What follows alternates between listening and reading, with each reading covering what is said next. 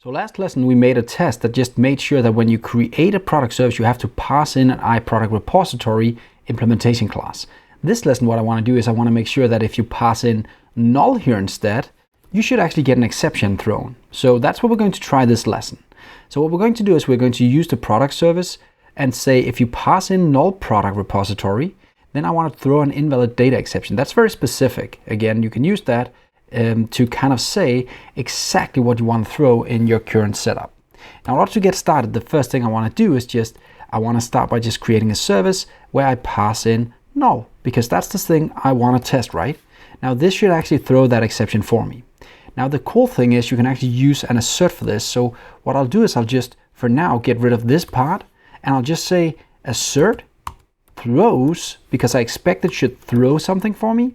And I expect to throw the certain exception we just talked about, an invalid data exception. Let's just grab it from here, invalid data exception. That's the one I expect to throw when I do this, because I'm passing in null right here. Let's just do a new line. And the way that you can kind of test this is by using a lambda expression, but since we don't need any test code right here, we'll just pass in an empty parentheses and do the fat arrow and then pass in this product service with null right here. Now, if I run this unit test now, it should actually fail because we are not throwing an invalid data exception, even though we are passing in null right here. So it says right here, I expected you to throw an exception, invalid data, but you didn't throw anything. Okay, let's go and fix it. Now we have a breaking test. Let's go and make it work. What we need to do is just do an if statement right here. We say if product repository equals null, what should we do?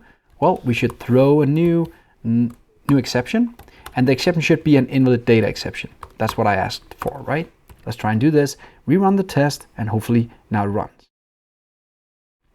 Now again, notice it's test driven, so every step in the process is just being written, documented right here, and then I just slowly add my code as I need it.